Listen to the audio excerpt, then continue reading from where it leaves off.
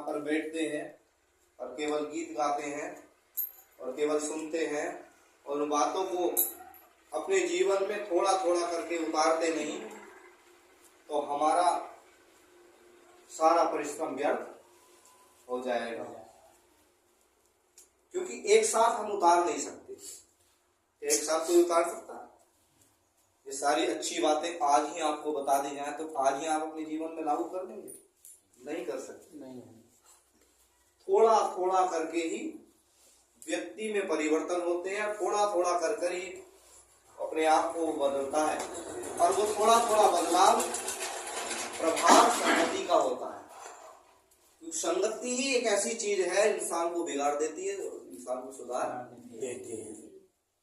संगति यदि अच्छी है तो उसको धीरे धीरे करके वो सुधारती चली जाएगी, और बुरी है तो कितना भी व्यक्ति सीना ठोक के कह दे, बोले कि मैं तो बिगड़ने वाला नहीं,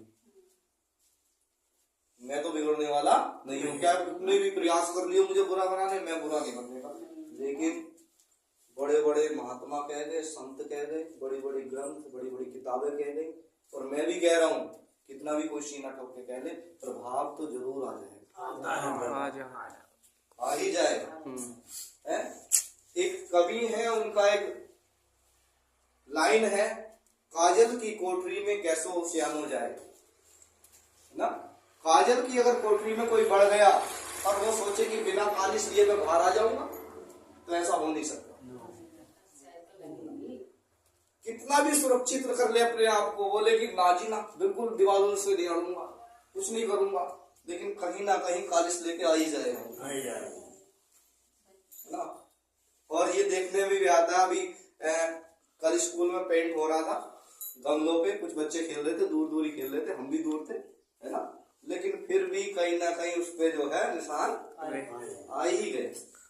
और हर बच्चे के कहीं ना कहीं, एक बच्चा तो दूसरे की शिकायत कर रहा, बोले कि सर जी इसके ऐसे बन के अपनी बात देख, तो पूरी कलर वही पड़ी बन के अपने आप को तो देख, कह रहे हाँ ना बेटे, दूसरे को कह रहे आप देखो देख, तो ये कब लग गया, बल्कि यही तो दिखा, क्योंकि जब पेंट हो रहा है तो यहाँ पे लग भी सकता है। ऐसे ही अगर संगति बुरी है तो उसकी छाप कहीं ना कहीं आ ही जाएगी। तो एक छोटी सी घटना मैं प्रस्तुत करता हूँ। शिरडी के साईं बाबा सब लोग जानते हैं, अपने भक्तों पे जब भी प्रसन्न होते डंडा लेकर उनके पीछे पीछे भागते, डंडा उठाया और पीछे पीछे भागे। कोई बुरा नहीं मानता, बोले कि क्यों भाग रहे हैं, बस मान्यता क्या थी, बोले कि गुरुजी आज इससे बहुत प्रसन्न, छड़ी इसके ऊपर ही उठी, 1000 आए 1000 के ऊपर नहीं उठी, बोले कि वो बहुत भाग्यशाली है, इसके ऊपर गुरु की छड़ी उठ गई। और वो डंडा ले लेके भाग रहे हैं और वो पीछे पीछे आगे आगे भाग रहा है, गुरुजी मार मत दियो, बोले मार मत दियो चोट लग जाएगी। गुरुजी कह रहे मारूंगा जरूर, दूर तक भागा के आए, लेकिन लोग क्या कह रहे हैं, अरे ये बड़ा भाग्यशाली है, आज इसके ऊपर छड़ी उठ गई, आज इसके ऊपर छड़ी उठ गई। दूसरी घटना बताता हूं, रामकृष्ण परमहंस स्वामी विवेकानंद के गुरु अपने भक्तों को कभी उल्टा सीधा बोलना स्टार्ट कर देते, और एक को पकड़ लेते और घंटों तक उसे उल्टा सीधा बोलना। लोग देखते, कहते अरे भाई गुरु की कृपा हो गई, 1000 आए लेकिन हजारों किसी को कुछ नहीं बोला, बोले कि इसी को बोले जा रहे, बोले कि एक को पकड़ लिया बोले जा रहे आशी से आई है, आशी से आई है। मैं आप लोगों से क्या बताना चाह रहा हूँ, मैं आप लोगों से ये नहीं कहना चाह रहा हूँ कि मैं आप लोगों को बुरा भला बोलूं या कुछ कहूं, मैं ये बताना चाह रहा हूँ कि गुरु क्या करता है ये तो वही जानता है, दूसरे को क्या पता क्या कर रहा है, लेकिन उसके पीछे उसका उद्देश्य केवल एक है कि व्यक्ति का अहंकार मिटे, व्यक्ति का अहंकार मिटे। आप यहां पर बैठ रहे हैं, आपको ज्ञान दिया जा रहा है, आपको मुक्ति नहीं दी जा रही, आपको मुक्ति नहीं दी जा रही, आपको ज्ञान दिया जा रहा है, आपको समझाया जा रहा है, आपको बातें बताई जा रही है, इसलिए ताकि यहाँ पर जितने बैठे हैं उनके अंदर का जो अहंकार है वो मिटे। और जब अहंकार नीचे गिरेगा तो जब व्यक्ति का अहंकार नीचे गिरता है तो परमात्मा उठता है। कौन उठता है? परमात्मा निखर के आता है। और जब तक व्यक्ति का अहंकार ऊपर उठता रहता है तब तक परमात्मा नीचे दबता रहता है, तब तक परमात्मा नीचे दबता रहता है। इसलिए यदि यहां पर कुछ दिया जा रहा है तो किस लिए? ताकि अहंकार मिट जाए, अहंकार समाप्त हो जाए। एक दिन में नहीं हो सकता क्योंकि अहंकार बड़ा जिद्दी है और बड़ी कलाएं जानता है, तरह तरह की चीजों पर अपना कब्जा कर लेता है। किसी को ज्ञान हो गया तो अहंकार उस रूप में उस पे आ जाता है, बोले कि मैं तो बहुत ज्ञानी हूं, इस बात का ही अहंकार करता है। कोई भक्ति करने लगा परमात्मा की तो इस रूप में ही आ जाता है, बोले कि मैं तो बहुत बड़ा भक्त हूं, मैं तो भक्ति करता हूं ईश्वर की, तो उसी रूप में कब्जा कर लेता है, बोले कि तू तो बहुत बड़ा भक्त है। अहंकार कब किसे पकड़ ले नहीं जानता। बड़े बड़े संत, बड़े बड़े महात्मा का नहीं बच पाए इससे, हैं? बड़े बड़े ऋषि ये कहकर हम तो बहुत बड़े ऋषि हैं, और ये अहंकार ने कब्जा कर दिया। अहंकार ने कब्जा कर लिया। और जब अहंकार कब्जा करता है तो परमात्मा नजर नहीं आता। और गुरु का केवल एक उद्देश्य होता है कि परमात्मा नजर आए। गुरु का उद्देश्य क्या है? कि परमात्मा नजर आए। और इसलिए वो जानता है परमात्मा नजर कब आएगा? जब अहंकार मिटेगा। और इसलिए उसका टारगेट क्या होता है कि जितने लोग उसके पास आ रहे हैं उनका अहंकार गिरा। डांटने से गिरे तो डांटने से गिराए, यदि छड़ी उठाने से गिरे तो छड़ी उठाने से गिराए, और यदि समझाने से गिरे तो समझाने से गिराए, और यदि गीत गाने से मिटे तो गीत गा के मिटाए। बस किसी रूप में यह सिखा दे कि समर्पण, समर्पण यानी अहंकार का मिट जाना। समर्पण यह नहीं होता कि हे प्रभु कि हम आ गए, हम तेरी भक्ति करेंगे और देख हम बड़े भक्त हैं। समर्पण यह नहीं होता। समर्पण का अर्थ होता है कि अहंकार का मिट जाना। यह नहीं होता कि चित हो गए और जो है माथा आगे टेक लिया और हमें लग रहा है समर्पित हो गया। नहीं, समर्पण वह है व्यक्ति सीधा बैठा ना झुका लेकिन अंदर से अहंकार नहीं है। केवल ऊपर के दिखाने से मात्र से अहंकार नहीं मिट जाता, ऊपर से झुक जाने से अहंकार नहीं झुक जाता। ज्ञान किस लिए दिया जाता है? ज्ञान किस लिए दिया जाता है? अहंकार मिटे, अहंकार कम। संस्कृत का एक श्लोक, विद्या विनम्र ददाति, विद्या विनम्र ददाति। विद्या से क्या आता है? विनम्र यानी विनम्रता आती है। लेकिन जब कोई विद्या पा लेता है और अहंकार उस रूप में आ जाता है, बोले कि मैं तो बहुत पढ़ा लिखा हूं, मेरे पास तो विद्या है, लेकिन क्या ये वास्तव में विद्या हो सकती है जो अहंकार को ले आई और विनय न लेकर आई? जो विनय ना लेके आई हो और अहंकार को लेके आई हो, क्या वो विद्या हो सकती है? और यदि यहां पर बैठ के आप लोगों ने और आप में से कई एक ने बहुत सारा ज्ञान अर्जित कर लिया हो और उसके बाद अहंकार ना झुका हो बल्कि बढ़ गया हो, बोले कि हमने तो बहुत ज्ञान पा लिया हो, तो क्या आपने ज्ञान पा लिया? ज्ञान नहीं पाया। शब्द मात्र बेशक सीख लिए हो लेकिन अभी ज्ञान नहीं हुआ, अभी बोध के तल पे कहीं बहुत नीचे गिरे हो।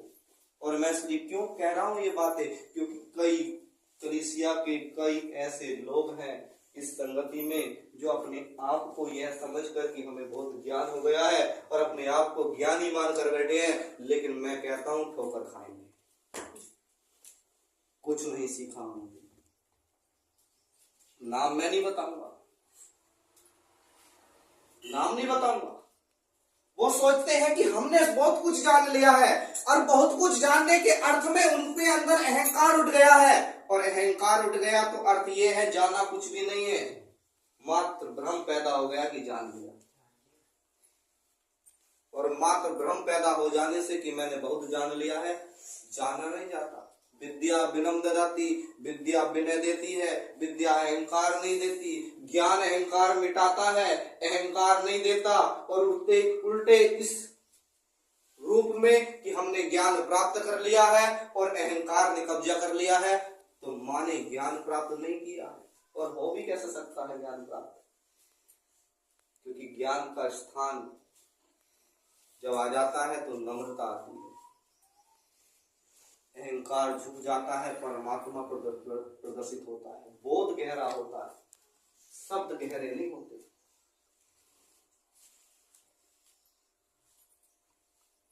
मोला मोला कहने से मोला नहीं मिल जाता। जैसे पानी पानी रटते रहने से प्यास नहीं बुझती। क्या कोई कहता रहे दिन भर पानी पानी पानी और प्यास बुझ जाएगी? इसी प्रकार से जो ज्ञान अहंकार पैदा करता है वह ज्ञान नहीं है, केवल शब्द है। जैसे पानी शब्द पानी नहीं होता, पानी शब्द पानी नहीं होता, आप रटते रहे पानी पानी पानी, आपकी प्यास नहीं बुझ सकती। प्यास तब बुझेगी जब पानी मिल जाएगा, आप उसे पी लेंगे। उसी प्रकार से आपने बहुत कुछ सीख लिया हो, मात्र केवल शब्द महज आप जानते हो बहुत कुछ, लेकिन क्या जानने मात्र से आप ईश्वर को जान गए?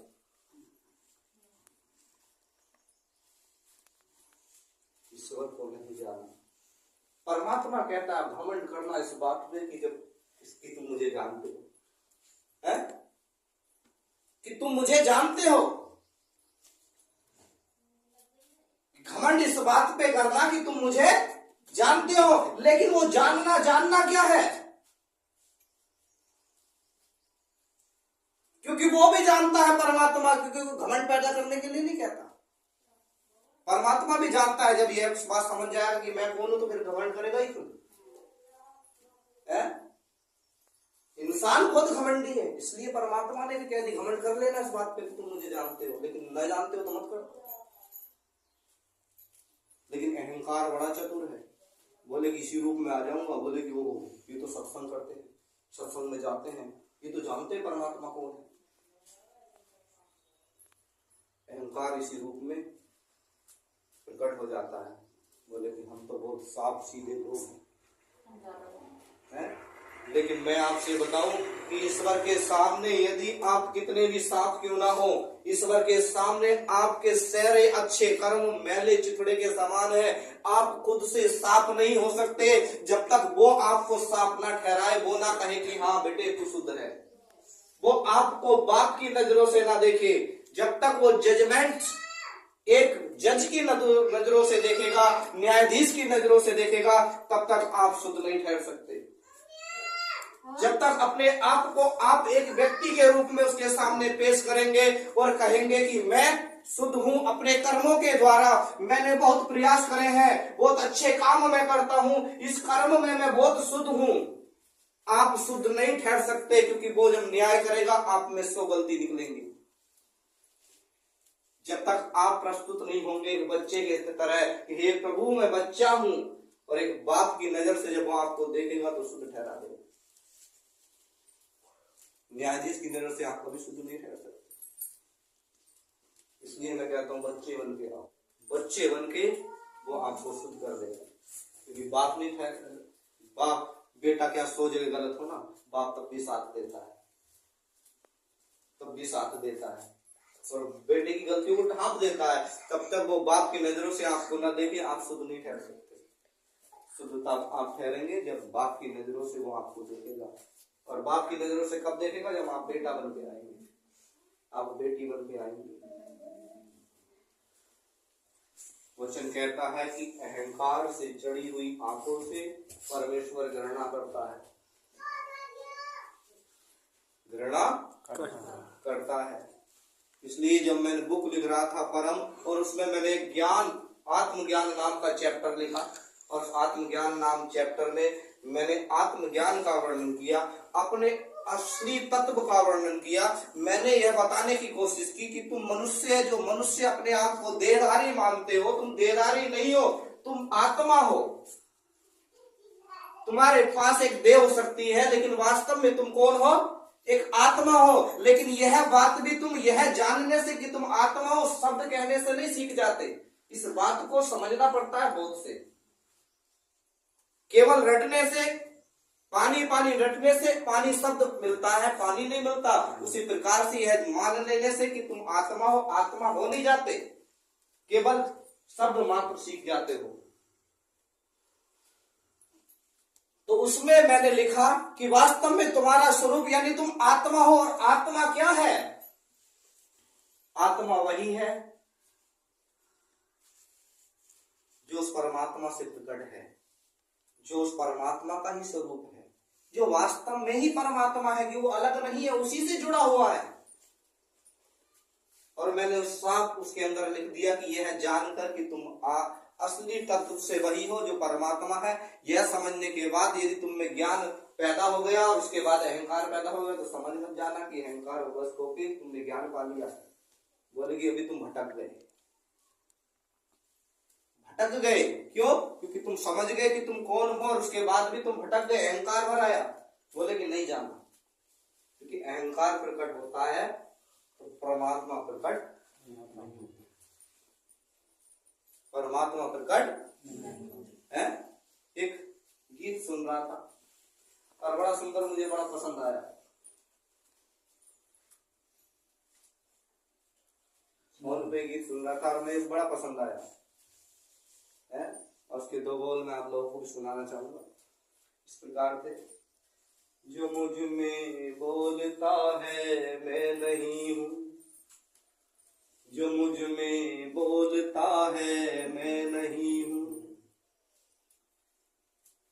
है ये जलवा सब यार का है मैं नहीं हूं।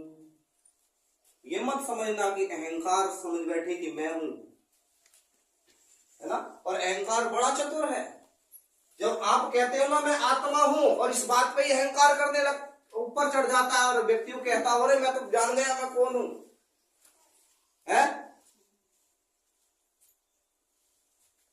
और जब तुम परमात्मा को आत्मा कहने लगते हो, और उसके बाद अहंकार कहता है कि अपने आप को आत्मा कहने लगता है अहंकार भी, और तुम्हें दिखाने लगता है अरे मैं ही तो आत्मा हूं, तो उसके बाद उसके आगे परम शब्द लगा दिया जाता है। बोले कि आत्मा नहीं परमात्मा, तेरा अर्थ दूसरा है, उसका अर्थ दूसरा, जिसकी तरफ हमारी निगाह है।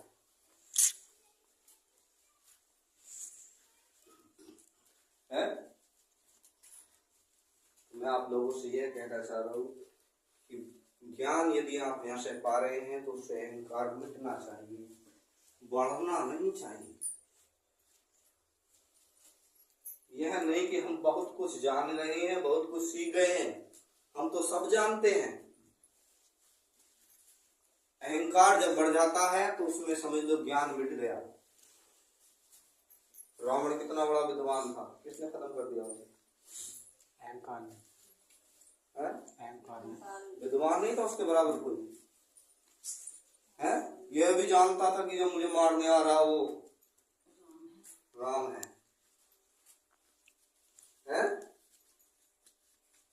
विद्वान बहुत बड़ा, लेकिन बुद्धिशाली भी था जी, है। अहंकार ने मिटा दिया, है। और एक बार तो पूछने लगा आराम से, बोले कि बात क्या है?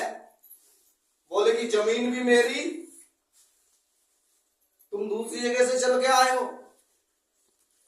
बोले कि सेना भी मेरी तुमसे ज्यादा, साम्राज्य भी तुमसे ज्यादा, ताकत भी तुमसे ज्यादा, हार क्यों रहे हो बता तो है।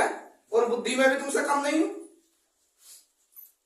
बोले कि बुद्धि भी मेरी बहुत बड़ी है। बोले कि हार क्यों रहा हूं? राम ने कहा बस एक ही कमी है। बोले क्या? बोले कि मुझ में चरित्र है, तुझ में चरित्र नहीं। मैं अहंकार नहीं करता तो अहंकार बस है, बस यही कमी है, इसी से हार रहा, बाकी कुछ है। तो मैं आप लोगों से यह कहना चाहता हूँ, यदि मैं नहीं बताऊंगा तो कौन बताएगा। कुछ लोग हैं जो 5-5, 6-6 साल से, मैंने वास्तव में सही बात है उनकी है, इन्होंने मनीषा ने बताया, बोले कि रातों रात सिखाया, मैंने बहुत सिखाया है लोगों को, 5-5, 6-6 लोगों को बुला कर रातों रात बैठा के सिखाया है। इसलिए ऐसा ना हो कि समय गुजर जाए और मैं किसी को कुछ ना कह पाऊं। लेकिन वह सिखाना, वह ज्ञान पाना एक अहंकार का रूप ले ले तो ये कितनी बुरी बात होगी, कितनी बुरी बात होगी, और कितना बुरी दुर्घटना होगी, कितनी बड़ी गलती होगी इस बात की कि पाने के बाद भी, कुएं के पास भी आके व्यक्ति प्यासा रह गया, नदी के अंदर डूबकर भी प्यासा रह गया। मैं कहना चाहता हूं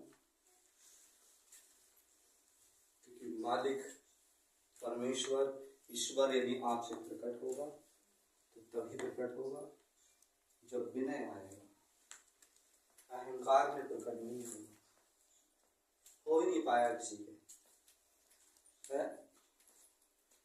मंसूर जब तक अहंकार वश था तब तक परमात्मा प्रकट नहीं हुआ, जिस दिन हो गया तो लोगों ने कहा, अरे बाबले